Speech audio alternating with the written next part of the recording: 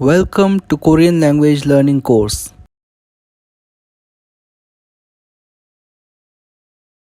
Congratulations!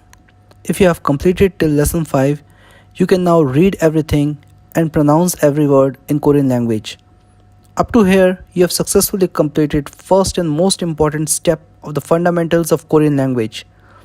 Before we shall begin with next step, here are some words for you to pronounce. Now, if you have followed all the lessons sincerely and all the rules stated in previous chapters, then these words won't be difficult for you to pronounce. These are all mixed from single syllable word to double consonant pachim disyllabic words. Besides, these are the words which will help you in your course of basic sentence formation. Even if you are not able to pronounce some of these properly or you have any doubt, don't worry. These words will be used over and over again in the coming lessons. So, 나무, 없다, 있다, 식사, 차, 전화, 책상, 앞, 위, 아래, 안, 밖, 뒤, 전, 후, 동, 서, 남, 북, 한국, 미국, 일본,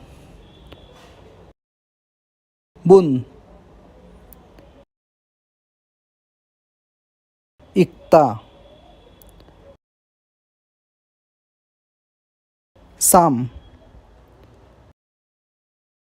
심장, 마음,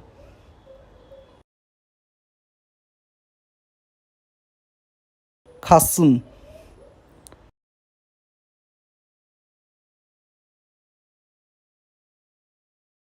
머리,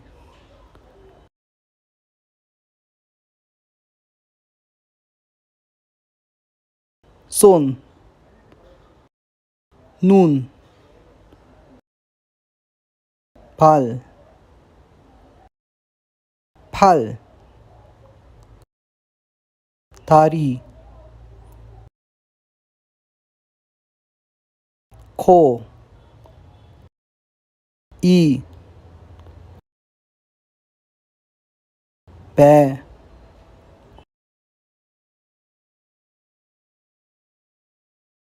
오늘, 어제, 그저께,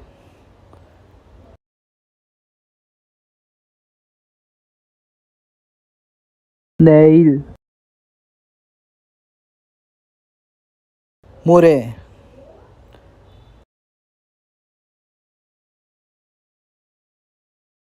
올해,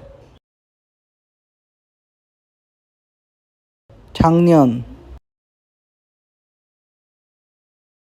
내년, 쓰다,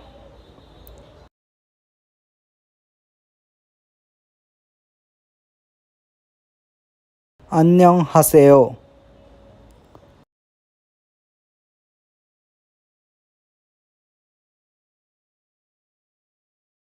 먹다, 잃다, 있다, 그립다, 좋다, 나쁘다, 슬프다, 기쁘다, 작다, 짧다, 길다, 크다, 형,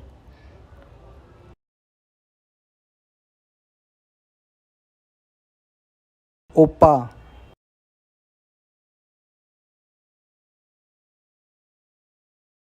언니,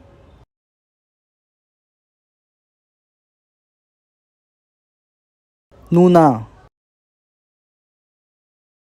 동생,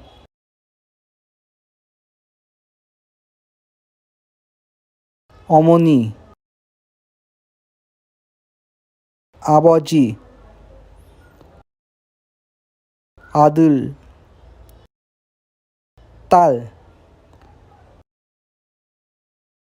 남자, 여자. So, as it was discussed in the introductory chapter, that Korean language follows SOV as a sentence structure, which means subject, object, and verb, which is unlike in English, because in English we follow subject, verb, and object pattern. Also, in Korean language, subject and the object has a related particles which has to be used accordingly. So since in the Korean language the sentence ending mostly goes on the verb, so verb is a very main thing in the sentence, because as we all know, the verb is the only thing that changes according to the tense, according to the grammar pattern. So let's first start with the verb. Now in any language, a verb is divided into two parts. One is called the root and the other one is called the stem. Now what is the difference between them? The stem never changes in the verb. It comes only when the verb is shown in its original form, in its raw form. But the root changes according to the grammar pattern when the verb is actually used in the sentence. So it's actually the root form which is the main. The stem is just to support the verb in its raw form. Let's make it clear through some examples.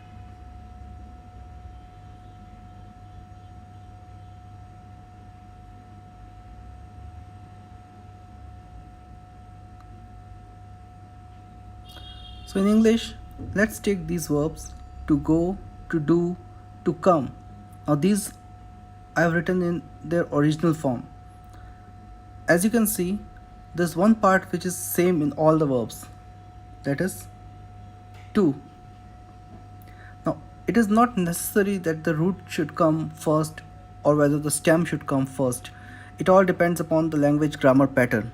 So in English, the stem comes first because this part is removed when the actual verb is used. So the root part is go, do, and come. Now let's take the counterpart of these verbs in Korean.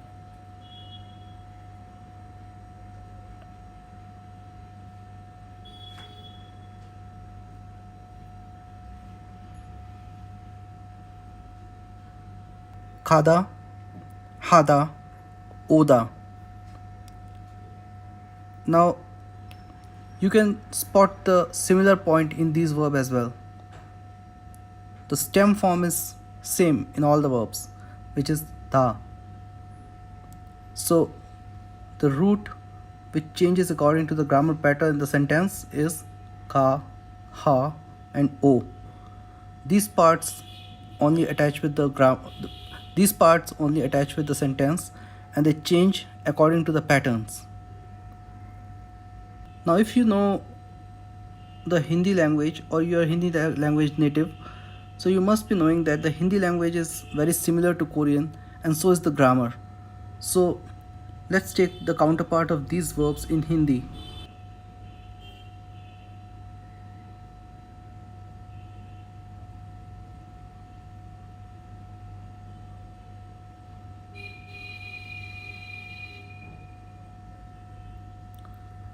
Now here also, even if you don't know Hindi language, you can very clearly see that these parts are same.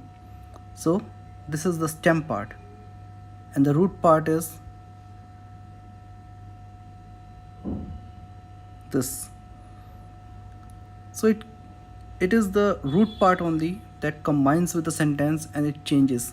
So this way you can always compare with the different languages that whatever part remains the same in all the verbs in the one language is its stem part, and the other part which attaches with the sentence and changes the pattern, changes the forms, that is the root part. So here are some examples of the verbs of Korean language and their counterparts in English as well as in Hindi, so that you can have a clear idea of what part is the stem and what part is the root. Khada,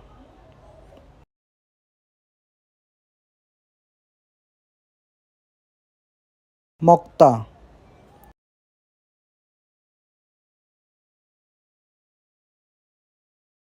Hada,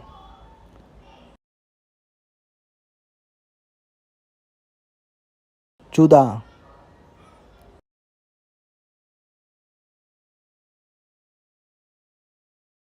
Phatta,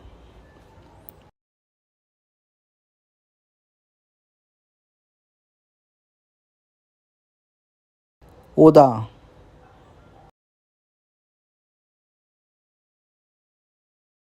Poda.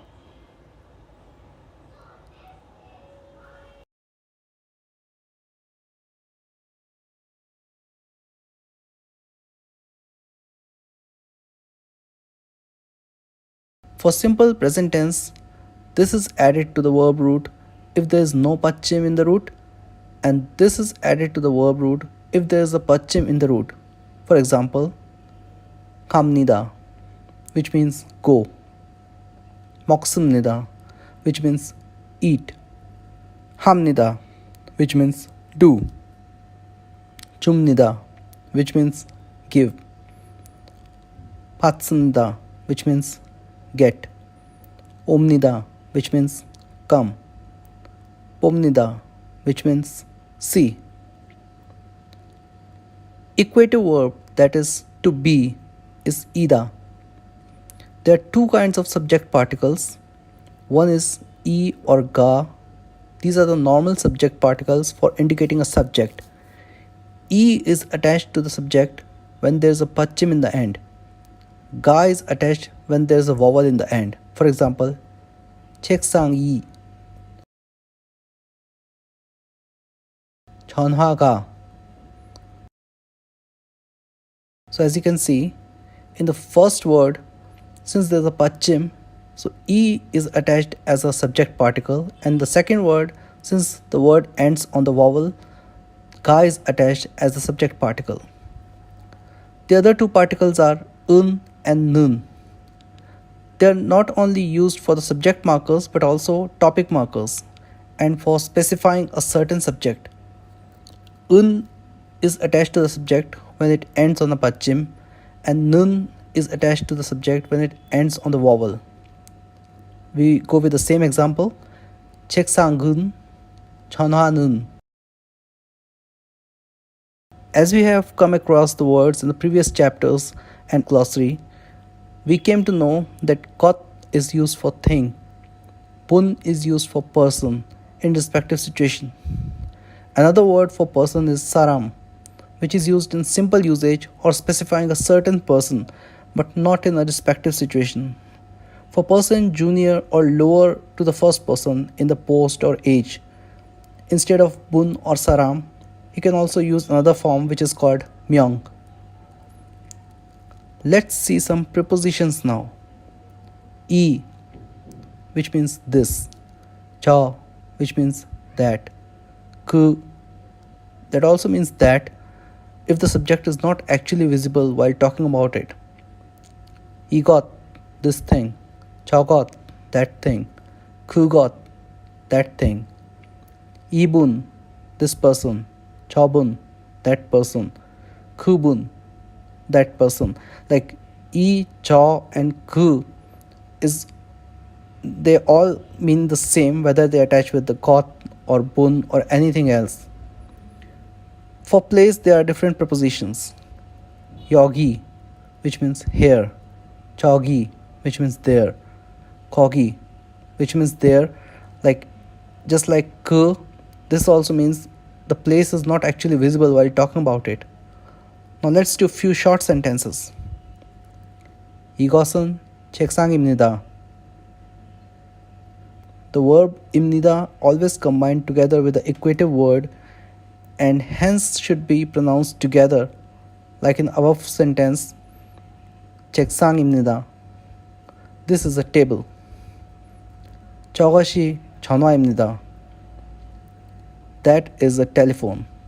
In a simple sentence, whether the particle is e or ga or un or nun, it doesn't make any particular difference. We can also use 저것은 instead of 저것이 here. 이분이 swati입니다. This is Swati. Now here we're pronouncing a name.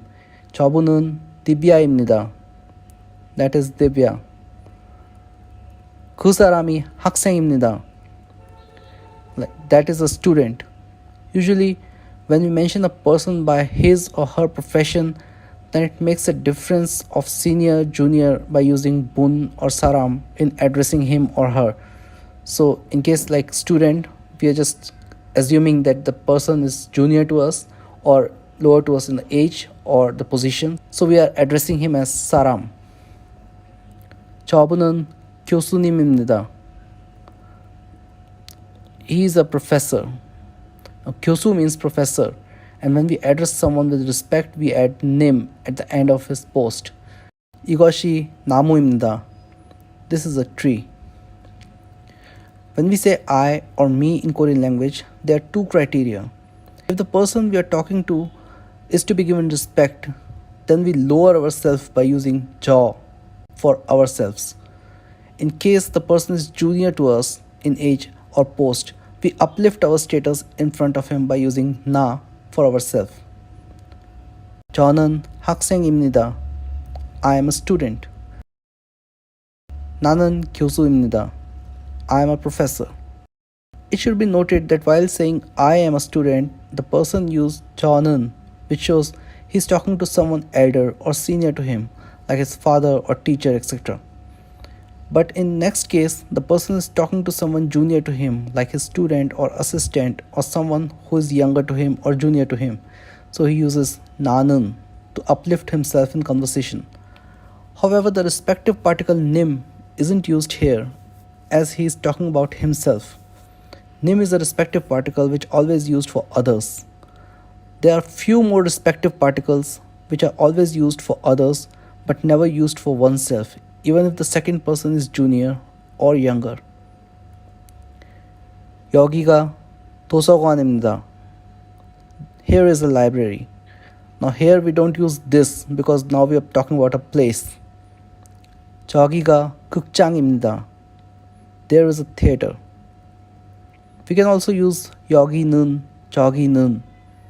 It doesn't make any difference to the sentence, but as mentioned before, that they are specifiers, so used while specifying things in certain situations. For example, saying 여기가 도서관입니다 is a general sentence. But if you are guiding a tour in a campus and you have to specifically indicate a library to people, then you should better use 여기는. 은 or 는 are the particles which are used to put stress on the subject or topic of a conversation. We are going to continue with other kind of basic sentence formation in our next lesson. Till then, practice these basic patterns by putting different objects to it. You can choose words from glossary or from previous chapters. Take care. Thank you.